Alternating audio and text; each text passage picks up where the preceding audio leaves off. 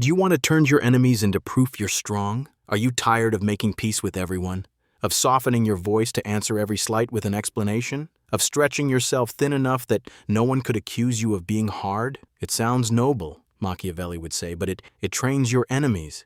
They learn that if they can force you to explain, they can force you to bend. They learn that if they can turn your name into an argument, they can keep your hands away from the work. The ordinary strategy is to chase understanding, to plead for context, to try to convert critics into friends. The hidden cost is simple and devastating. Every minute spent begging to be seen is a minute you are not building anything that cannot be ignored. The counter strategy is colder, cleaner, and far more effective. You stop offering explanations on demand. You stop rewarding provocation with your pulse. You redirect energy away from the theater and back to the calendar. The point is not to win a debate. The point is to turn enemies into proof you are strong by making their attacks the background against which your control becomes obvious.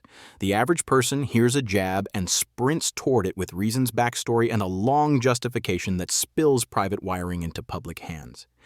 They believe that if they are transparent enough, if they pour out enough detail, the crowd will reward the honesty. What actually happens is more brutal and more predictable. The first to explain kneels. The one who stays composed commands the room. When you do not flinch, the accuser's story runs out of air and their psychology turns against itself. Your silence, when carried by presence, does what no speech can do. Silence with presence speaks louder than any justification ever could. It functions like a mirror. They see themselves, not you, and they often do not like what they see. If you are going to turn enemies into proof, you need to accept a bright divide between confession and control. Confession heals. Control wins. Say it so it sticks.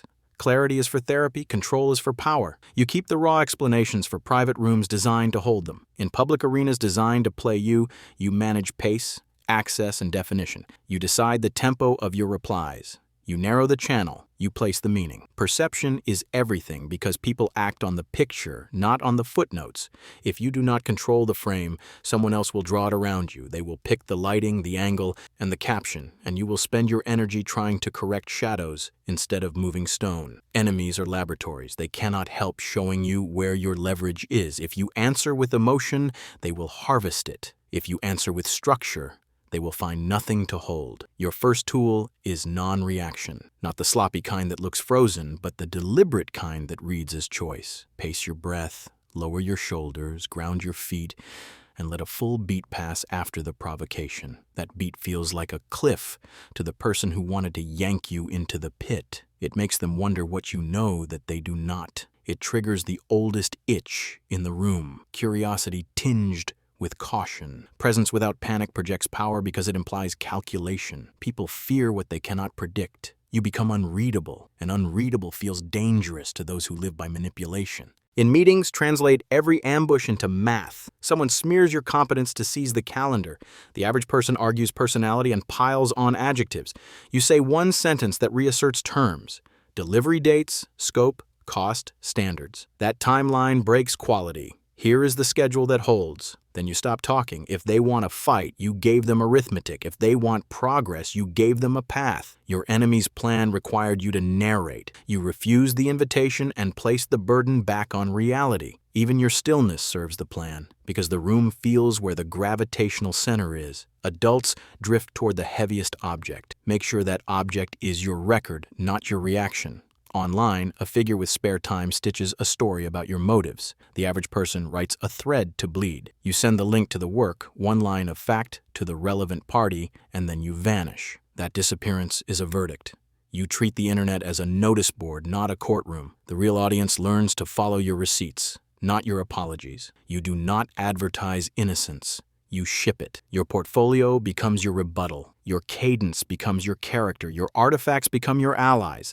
A page of delivered outcomes will always out-talk a week of comment warfare. The algorithm may reward outrage. Clients, partners, and serious peers reward completion. In private life, a relative or partner tries to drag you into a cycle of public theatrics. The old reflex is to apologize, explain, and overstay. The new reflex is to own what you own in one sentence, state what happens next in one sentence, and then let the conversation end. You stop feeding the loop your time. You stop making yourself available for unpaid emotional labor. You withdraw without malice.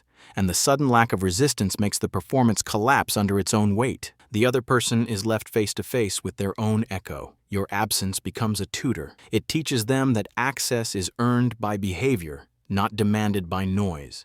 Machiavelli never worshipped cruelty. He worshipped control. He watched how people are moved by fear of loss more than promise of gain, and he kept showing you how to structure reality so loss lands on the right heads. Your enemies fear one loss more than any other, the loss of your attention. They need you to react so they can harvest your status, your audience, your energy. You break the mechanism by refusing to donate what they need. Your absence becomes the weapon they cannot counter. The moment you pull back without a speech, pressure flips. They either climb towards standards or they spiral into spectacle.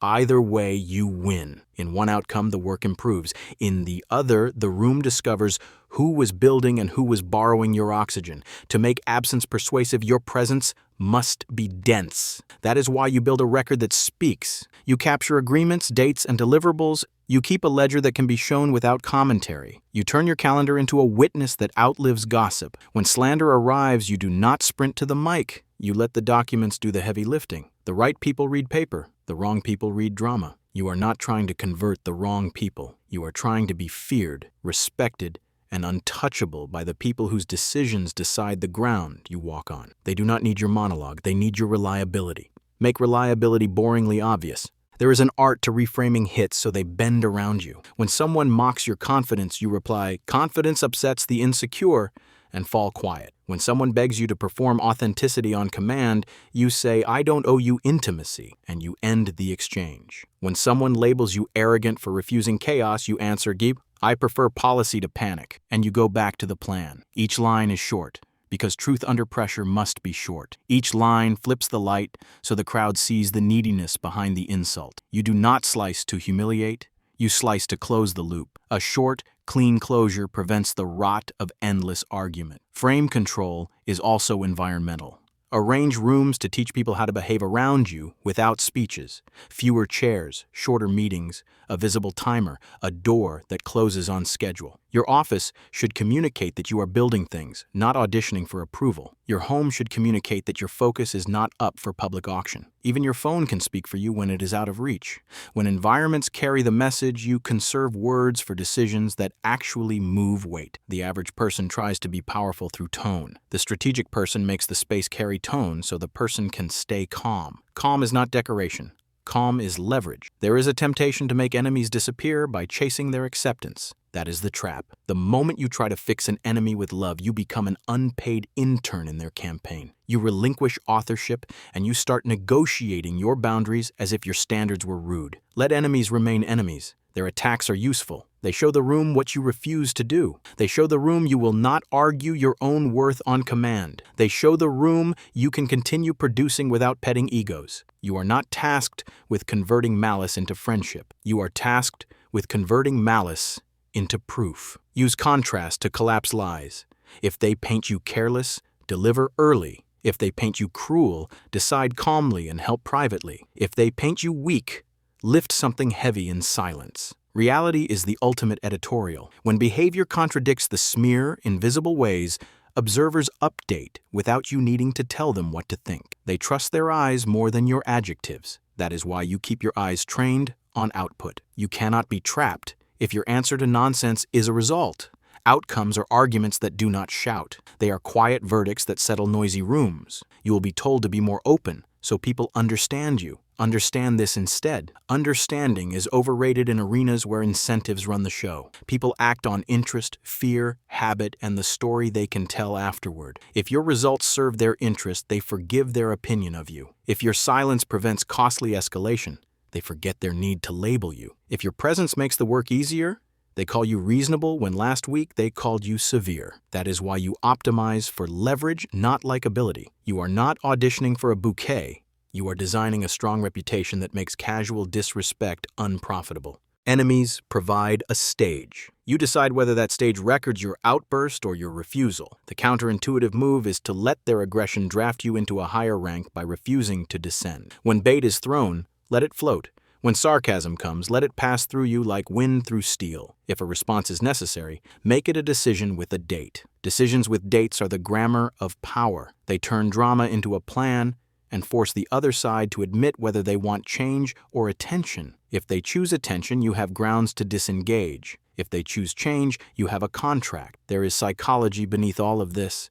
Non-reaction scrambles scripts. A provocateur expects your blood pressure to spike. When it doesn't, they feel small, then angry, then foolish. Small people in that sequence either quiet down or melt down. If they quiet down, you bought time. If they melt down, you bought evidence. You did not expose them. They exposed themselves. This is the quiet victory. Make others destroy themselves by refusing to carry their emotion, then let the room watch the natural consequences unfold. You do not need to gloat. You need to keep building while the spectacle eats its own fuel. Practice the small moves that add up to immunity. Speak after you breathe, not before. Sit back in the chair and slow your hands.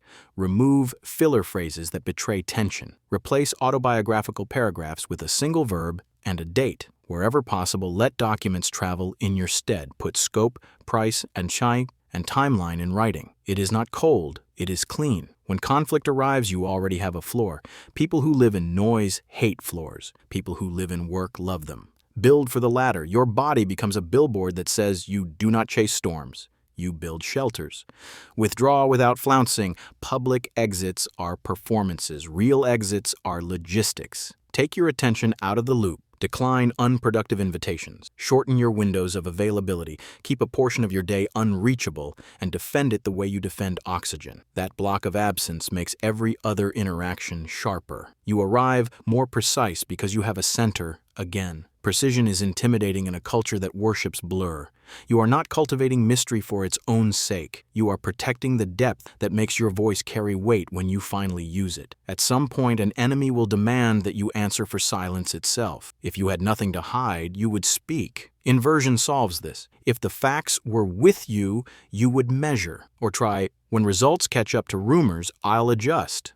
Until then, I'll deliver. You do not owe anyone the performance of transparency. You owe delivery. Delivery is how adults apologize in advance.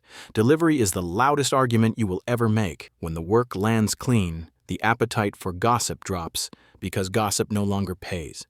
There's a place for a surgical strike. Use it when ambiguity would let rot spread. You can say, that's inaccurate, and stop. You can say, not under consideration, and stop. You can say, we're done, and stand. Each ends a loop, without spilling anger into the carpet. Precision becomes reputation. Reputation becomes pre-negotiation.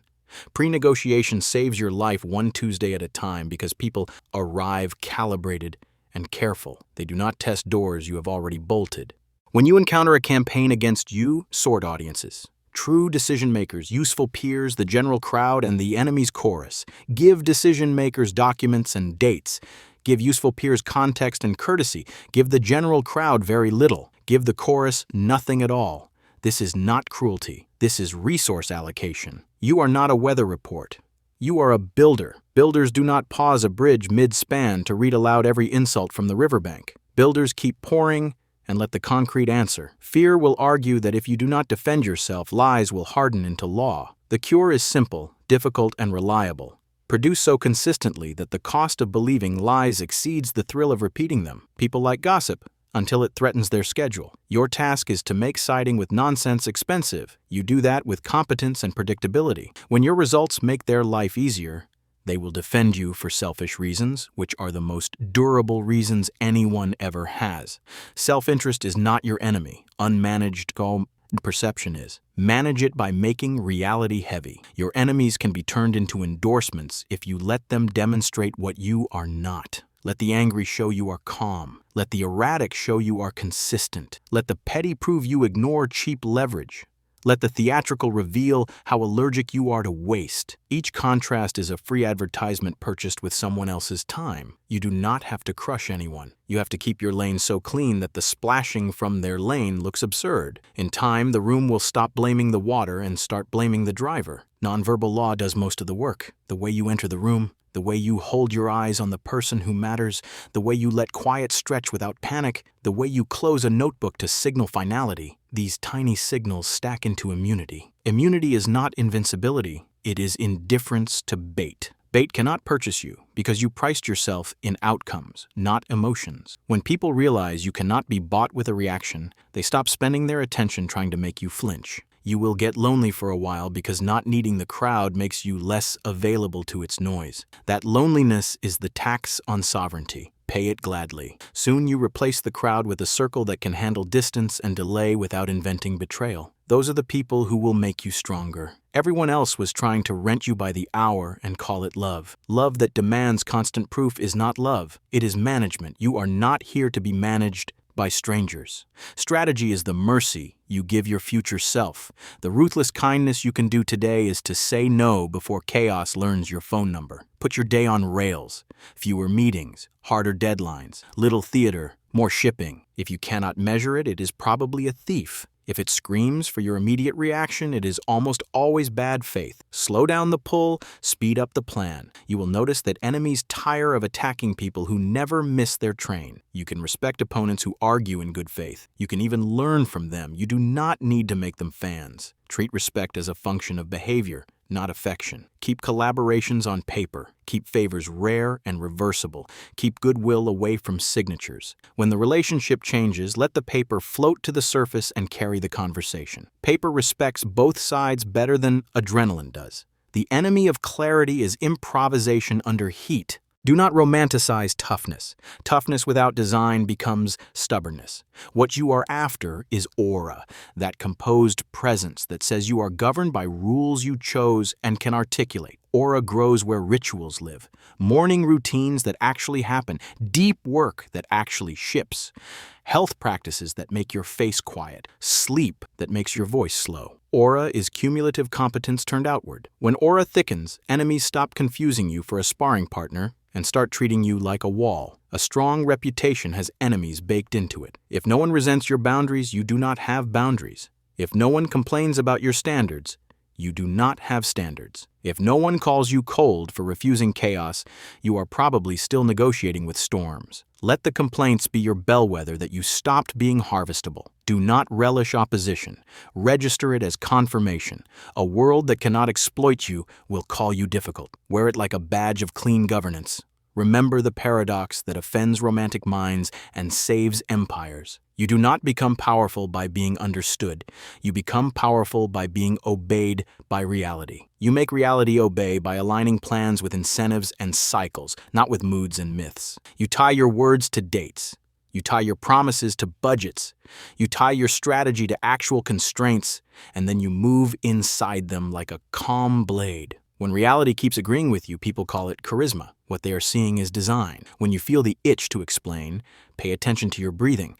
Explanations are often panic in disguise. Breathe, stand, let the room's heat pass you like a wave against a pier. Then place one sentence that moves the meeting forward. If there is no sentence that moves it forward, end the meeting. Ending is an advanced skill. Use it. Every end creates space for the thing that should have begun.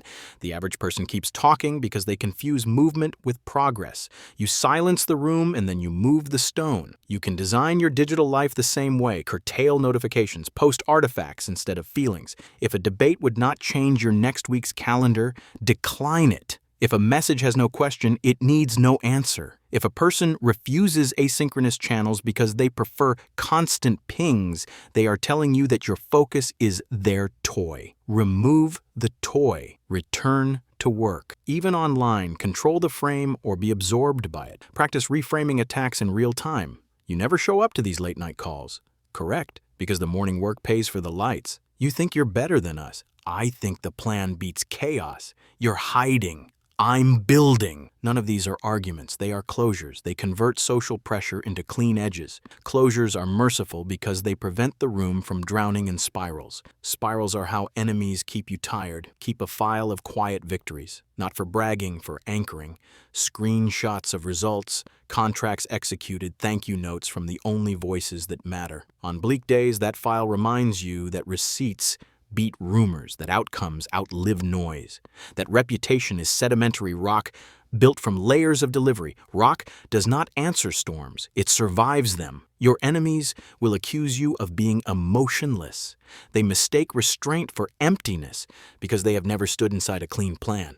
If you inherit a mess, do not announce a purge. Cut channels, declare a small number of rules, and enforce them immediately, calmly, and without side commentary. The loudest detractors will call you a tyrant. The working majority will feel the air clear. As the mess evaporates, the detractors will either improve or expose that they were living off fog. Both outcomes are useful. You did not crush them. You remove the climate that fed them. There is room for grace without theater. You can forgive privately and still keep distance publicly. You can wish someone well and still bar them from the controls. You can pause a feud by refusing to feed it. You can make a rival irrelevant by building a track so clean the train never stops at their station. Grace without gullibility reads as strength. People trust strength because strength reduces drama. Endings matter more than middles. A clean end to a conflict, a clean end to a meeting, a clean end to a role. Each writes a story that carries forward. If you go out with control, you take your status with you. If you go out in a tantrum, you leave with whatever dignity the room has left over. Choose control. Control is the private music of people who do not need constant applause to know they are winning. People follow that music because it calms their nerves. Now compress the rulebook into a pulse you can carry under your ribs. Silence with presence outclasses any justification. Perception shapes behavior. Control the frame or be consumed by it. Be feared, respected, and out of reach by being consistent and selective. Let enemies expose themselves while you keep building. Reserve confession for private rooms. Reserve control for public arenas. Prefer decisions with dates over discussions without endpoints. Protect your focus so your future self is not forced to beg time from strangers. Act from standards, not moods. Act from policy, not panic. The more you live this pulse, the more your enemies unintentionally endorse you every time they fail to move you. When the next enemy arrives, treat them like a volunteer reference. Let them show what you will not do. Let them prove you are hard to provoke. Let them swerve into melodrama while you make the train leave on time. Let them eat the attention you stopped feeding.